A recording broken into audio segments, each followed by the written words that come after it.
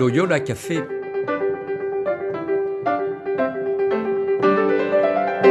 Loyola Café, on y discute philosophie et théologie.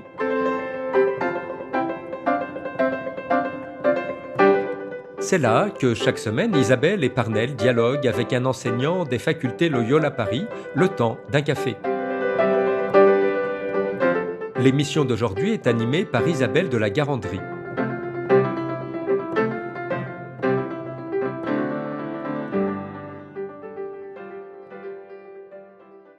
Chères auditrices, chers auditeurs, bonjour. Bienvenue dans ce nouvel épisode du Loyola Café. Nous recevons aujourd'hui Nathalie Guéguin. Nathalie, bonjour. Bonjour.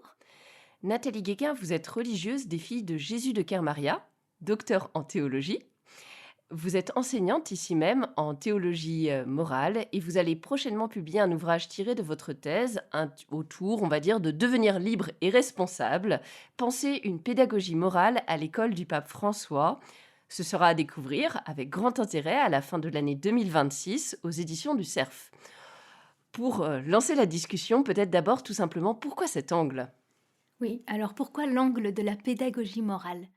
Tout d'abord parce que devenir libre et responsable, eh bien, c'est une tâche qui est difficile, voire par moments ça peut être une épreuve. Donc la question qui a animé ma recherche était tout simplement celle-ci. Comment s'y prendre pour devenir libre dans notre monde en ébullition et marqué par de profondes transformations? Je pense par exemple au débat actuel sur la fin de vie. Comment trouver des points d'appui solides pour s'orienter quand nous sommes entourés par de multiples références et qui parfois sont contradictoires? Quels éléments prendre en compte? Quelles normes appliquer? Et plus largement, mon questionnement a émergé de mon expérience professionnelle, de mon expérience pastorale aussi, lors de pratiques d'accompagnement, par exemple dans des pratiques de soins marquées par des dilemmes moraux, dans l'accompagnement vocationnel, catéchuménal, et puis tout simplement la vie quotidienne. Il arrive que dans certaines situations difficiles et anxiogènes, des personnes sont venues me voir et disent par exemple, selon vous, qu'est-ce que je dois faire? Ou dites-moi ce que je dois faire. Et tout l'enjeu est alors de susciter leur liberté. Et le propre d'une pédagogie morale, eh bien, c'est précisément de proposer un chemin pour former des personnes capables de poser des choix éthiques et de mener une vie sensée, une vie heureuse. Voilà, c'est ce qui m'intéressait vraiment de creuser dans la réflexion. Et ce n'était pas tant de chercher à comprendre la vocation chrétienne à la liberté, plutôt que l'exercice concret de cette tâche éthique. C'est-à-dire, en définitive, comment l'Église initie-t-elle à devenir libre à la suite du Christ et comment concrètement accompagne-t-on cette croissance de la vie morale? Comment on accompagne cette croissance de la vie morale? On entend aussi souvent parler, de, liberté responsable. Vous parliez vraiment d'initier à cette liberté. Est-ce que c'est tout de même pas un petit peu irréaliste dans notre monde contemporain? On le dit si influençable avec des multiples courants. Est-ce que c'est pas un peu fou tout ça? Alors, déjà, la liberté, nous dit le pape François, c'est une capacité et c'est un don immense. Il est possible finalement de distinguer deux types de liberté. Une liberté qu'on dit plutôt une liberté négative, c'est-à-dire une liberté par rapport à. Il s'agit en quelque sorte d'une autonomie individuelle, abstraite, c'est-à-dire une simple absence de contraintes extérieures ou encore une simple indépendance. Et puis, il y a une liberté positive, une liberté pour. C'est la puissance de réaliser son véritable potentiel humain en vue d'une fin bonne.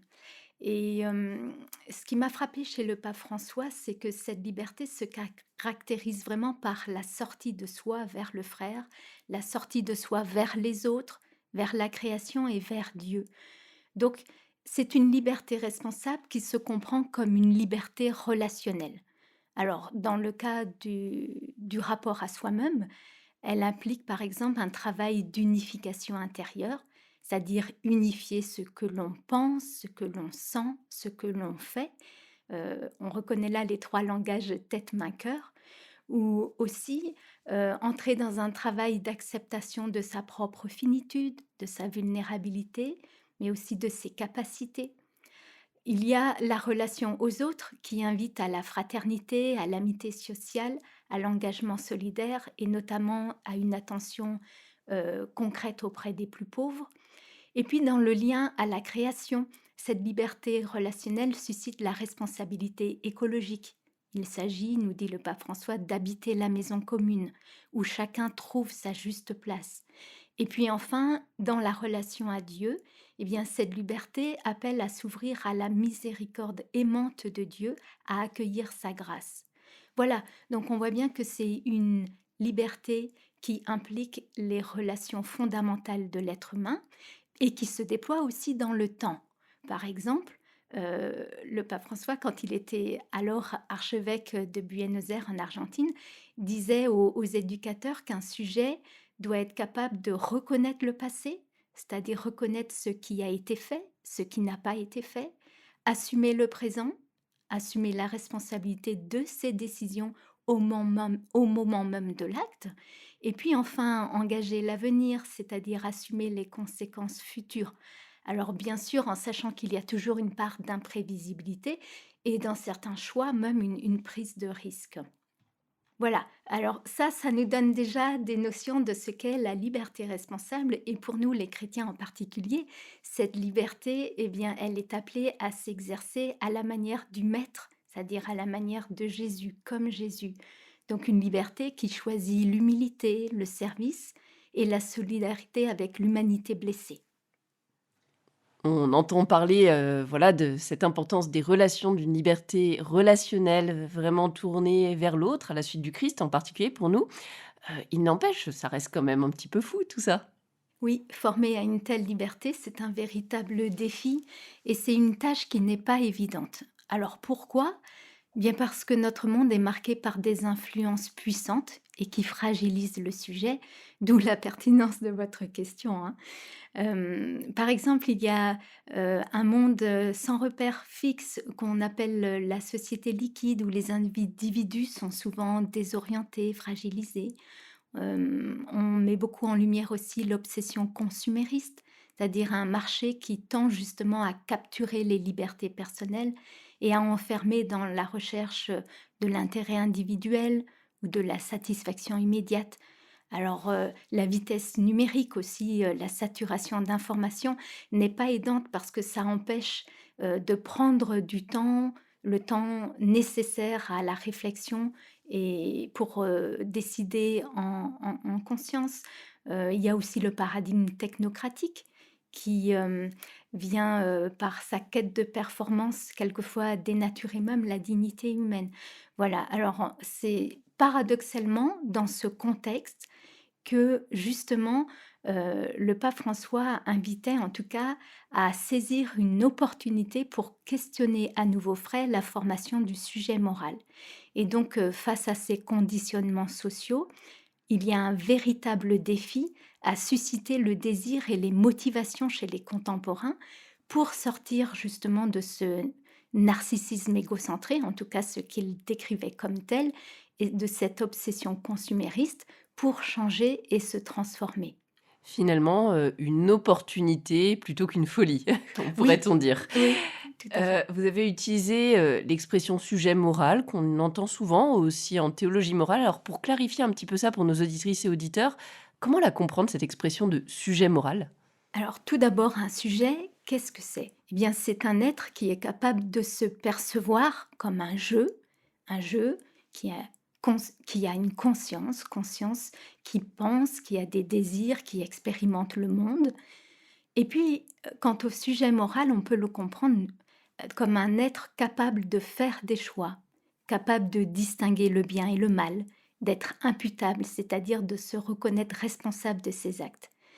Et cependant, pour un individu, être un sujet moral implique qu'il veuille devenir libre, implique qu'il veuille devenir imputable, et que ce soit désirable et que ça fasse sens pour lui. Dès lors, nous voyons bien l'enjeu d'une pédagogie morale, qui est vraiment de solliciter la dimension spirituelle de l'agir moral, c'est-à-dire la liberté spirituelle, pour éveiller la conscience au désir de la vie bonne, avec et pour les autres dans des institutions justes, hein, comme le disait Paul Ricoeur. Et dans la pensée du pape François, le sujet moral peut se définir par différentes composantes, par différentes caractéristiques. Tout d'abord, c'est un être en chemin. C'est un pèlerin, un homo viator. C'est aussi un pécheur pardonné, marqué par la finitude, mais rendu capable d'aimer en faisant l'expérience fondatrice de la miséricorde de Dieu. C'est aussi un être qui se construit dans un réseau de relations en intégrant son histoire personnelle, dans une histoire qui est élargie à celle d'un peuple, d'une culture, de l'évangile. Et puis c'est aussi un être appelé à la sainteté dans la vie quotidienne, hein, et qui est vécu comme une capacité à se donner et à s'engager pour les autres et le bien commun. Vaste programme. Alors, vous avez déjà, là même à l'instant, mentionné le pape François et c'est vraiment au cœur de votre propos. Heu, En quoi peut-on dire que le pape François apporte un éclairage important, singulier sur ces différentes questions? Alors peut-être qu'on peut repartir de la compréhension du sujet moral que je viens de décrire chez le pape François et qui implique un déplacement pédagogique. C'est-à-dire que pour initier à la vie morale et susciter le goût de l'engagement, il s'agit de passer d'une pédagogie de la norme ou à une morale du devoir, à une pédagogie de construction du sujet. Alors, le pape François, un point pour répondre à votre question, c'est déjà qu'il élargit la vie morale à la considération de la croissance de la liberté du sujet vers son accomplissement. Et il élargit aussi la considération de la loi et du respect des normes à la quotidienneté de la vie humaine dans toutes ses dimensions, que ce soit les dimensions affectives, éthico-sociales, politiques, mystiques. Alors, euh, ce que fait le pape François et qui apporte un éclairage important, c'est de nous tracer un chemin d'initiation à la vie morale en partant du cœur de l'Évangile, d'une part, et puis du vivant concret, d'autre part. Donc l'originalité de sa pensée ou de sa vision éducative, c'est de placer l'amour miséricorde de Dieu au cœur même de l'acte éducatif. Et la miséricorde, ce n'est pas un sentiment passif, ce n'est pas une notion vieillotte ou dépassée, mais ça devient, dans sa vision pédagogique, un principe à la fois anthropologique et théologique qui est capable de mobiliser la responsabilité du sujet en l'ouvrant à la transcendance. Alors, le pape François, finalement, qu'est-ce qu'il fait? Il nous situe sur le terreau de l'expérience spirituelle de la rencontre de Dieu, et c'est ce qui a des implications pour une vie éthique et morale et pour une pédagogie. Et d'ailleurs, c'est ce qui donne forme à une pédagogie de la liberté responsable qu'on peut aussi caractériser d'une pédagogie de sagesse pratique enracinée dans la pédagogie divine. Et pour le décrire, eh bien, on peut situer 4 piliers qui constituent un cadre éthique de formation. Alors, je vous les donne, ces Oui, 4 volontiers, piliers. allez-y. Tout d'abord, il s'agit d'inscrire le sujet et son expérience dans le temps, c'est-à-dire initier des processus de maturation intérieure. Le pape François insiste beaucoup sur la patience et le respect du rythme de chacun. Donc il s'agit d'encourager à faire des petits pas, adaptés aux possibilités réelles des personnes, plutôt que d'exiger une perfection immédiate. Parce que la liberté responsable, ce n'est pas une perfection immédiate. Il s'agit aussi d'accepter que la liberté se construire de manière graduelle, nécessitant donc de la patience et un accompagnement dans le temps. Un deuxième pilier de cette pédagogie, c'est l'éducation du regard pour voir et connaître. Par exemple, apprendre à voir le monde et les autres, non pas à partir de ses préjugés, stéréotypes, ou plutôt à partir de préjugés et de stéréotypes qui peuvent évoluer, être convertis, être transformés pour apprendre à regarder à travers le regard de Jésus. Un troisième lieu important de cette pédagogie, ou un troisième pilier, c'est l'exercice de vertu. Le pape François les définit comme des convictions qui sont transformées en principes intérieurs stables d'action. Oui, c'est c'est-à-dire pas des quelque chose de vieillot, les vertus, quoi. Alors pour beaucoup, ça peut être un petit peu là aussi désuet, mais en fait, on redécouvre l'importance d'une éthique des vertus qui permet de désirer le bien, en tout cas d'encourager cette attractivité vers le bien et qui met en exercice pour apprendre à acquérir des habitus bons qui vont devenir une deuxième nature de la personne et qui engagent à agir de manière aisée, facile à pratiquer le bien spontanément et même avec joie. Et enfin, un quatrième pilier, eh bien, c'est l'apprentissage du discernement au moyen du dialogue et qui est là la clé de voûte de la pédagogie. Il s'agit d'aider la conscience à chercher la volonté de Dieu dans des situations concrètes, complexes, en prenant en compte les 3 niveaux de la vie morale, le niveau universel, les grands principes qui structurent le vivre ensemble, la dimension davantage particulière et puis la singularité, de chacun dans sa propre histoire, dans sa situation concrète. Ouais, finalement, on pourrait dire qu'au centre de ces 4 piliers se trouve, justement cette question de la miséricorde que vous évoquiez, quoi. Finalement, ces 4 piliers, sont vraiment, ce qui la soutiennent et l'entourent, non, en quelque sorte, c'est ça? Oui, c'est ça. Du coup, la proposition, si vous voulez, de cette recherche ou de la réflexion, que suscite, la vision éducative du pape François, c'est de mettre en lumière 4 chemins de miséricorde qui sont à articuler ensemble, pour, proposer un chemin d'initiation à la vie morale qui soutienne un processus de croissance et de formation, hem avec, des expérimentations, des pratiques spirituelles, des lieux d'apprentissage, différentes, communautés qui soutiennent justement la croissance et la maturation du sujet vers la liberté. Et concrètement, vous pourriez nous donner un peu un exemple de ce que ça donne? Par exemple, je vais vous donner en tout cas 4 portes d'entrée ou 4 chemins, qui balisent cet itinéraire. Un premier, ça peut être, mûrir en habitant le monde et le temps. Ce pilier insiste sur l'importance de l'enracinement historique du sujet. Il s'agit d'apprendre à se situer dans la durée en intégrant son passé, sa culture pour construire un avenir et en évitant ainsi le déracinement propre à la société liquide justement. Alors en ce sens, la pratique spirituelle de la relecture et de l'accompagnement sont vraiment aidants pour entrer dans cette habitation du monde. Un deuxième lieu de maturation, de la liberté, eh bien, c'est celui de développer des dispositions bonnes. Alors ce chemin, nécessite du coup un travail sur l'affectivité et la raison, c'est-à-dire un travail sur les désirs profonds, sur les motivations qui nous animent. Donc l'enjeu, c'est de cultiver des habitudes de cœur, des vertus qui inclinent naturellement vers le bien.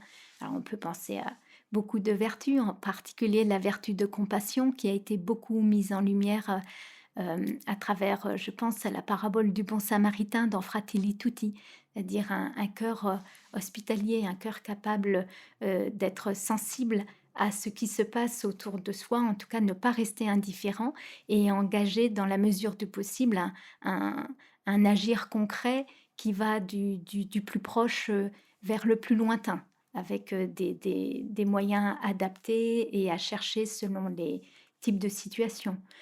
Un troisième lieu de maturation de cette liberté, eh bien, c'est celui de pratiquer la charité, un pilier qui correspond là aussi à l'engagement concret en acte au service des autres et du bien commun. Alors on peut penser aux œuvres de miséricorde dont le pape François a beaucoup parlé aussi et qui transforment vraiment le sujet, le disciple du Christ, en le faisant rejoindre les fragilités d'autrui.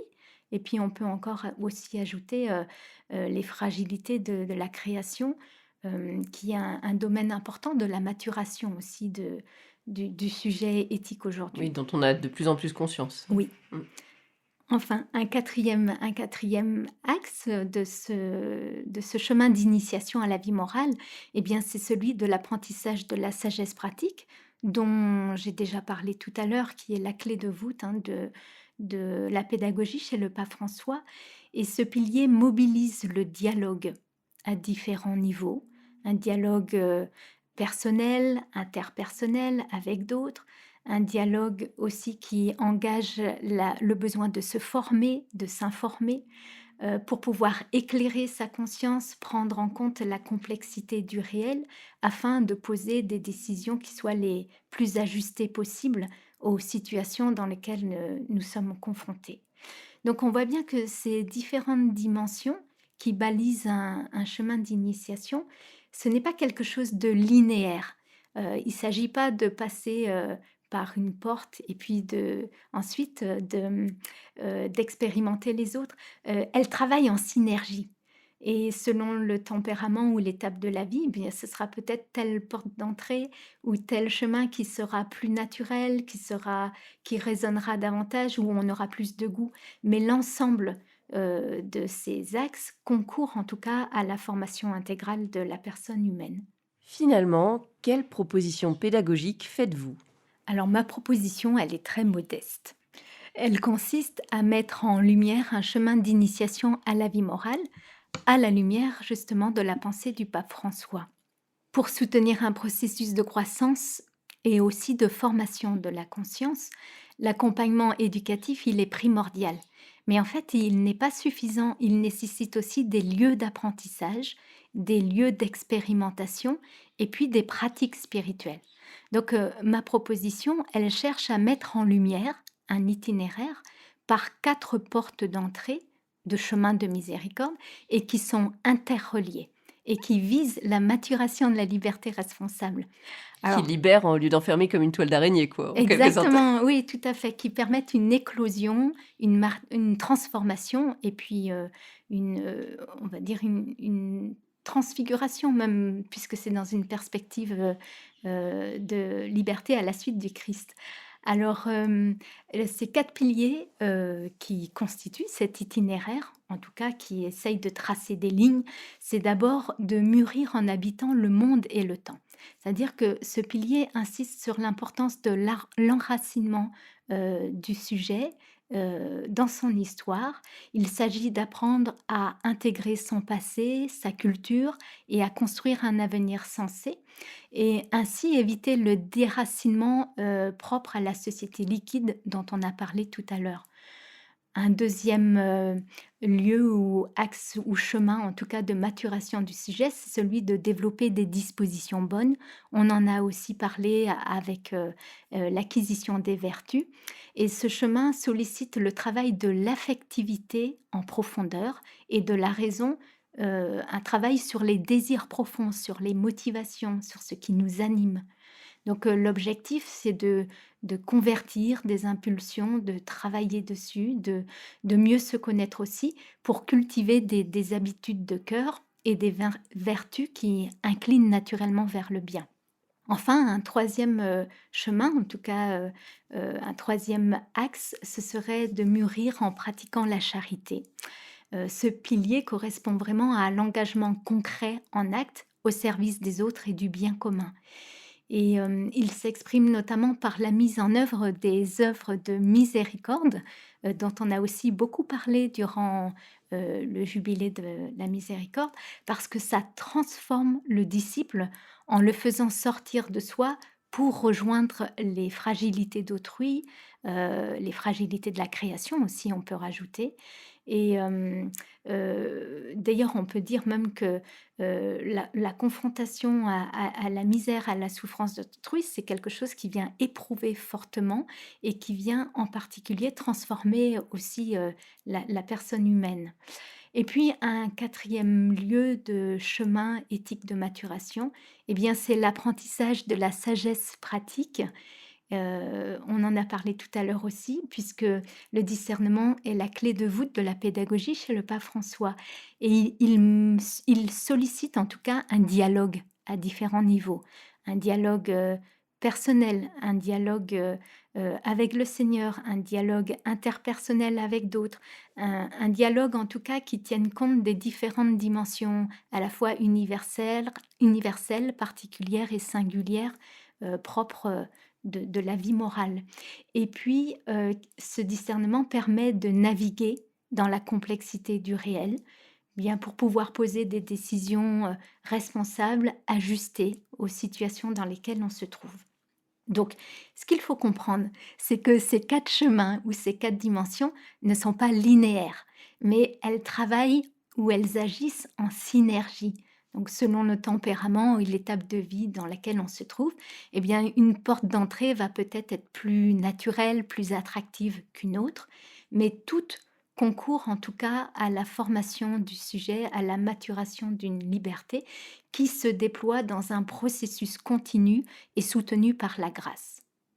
Nous approchons de la fin du podcast. Alors, Nathalie, un mot de la fin? Alors, un mot de la fin, ce serait peut-être de dire que cette formation de la liberté, c'est la formation du disciple missionnaire qui devient capable de témoigner par son existence de la joie de l'Évangile.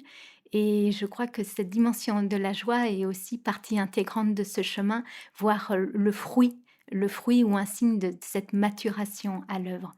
Alors, ce n'est pas un chemin au rabais, mais c'est un chemin exigeant, un chemin de conversion et de transformation qui conduit à la liberté des fils et des filles de Dieu. Merci beaucoup de nous avoir partagé ce chemin exigeant, mais profondément libérateur et heureux. Quant à nous, chères auditrices, chers auditeurs, à bientôt pour un nouvel épisode du Loyola Café. Au revoir.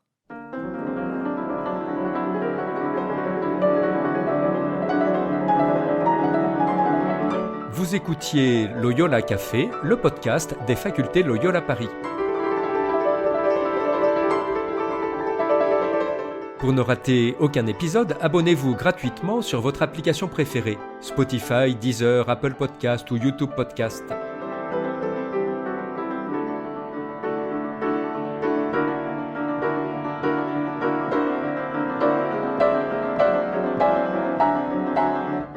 Et sur notre site internet www.loyolaparis.fr, découvrez l'ensemble de nos cours et conférences en philosophie et théologie. À bientôt.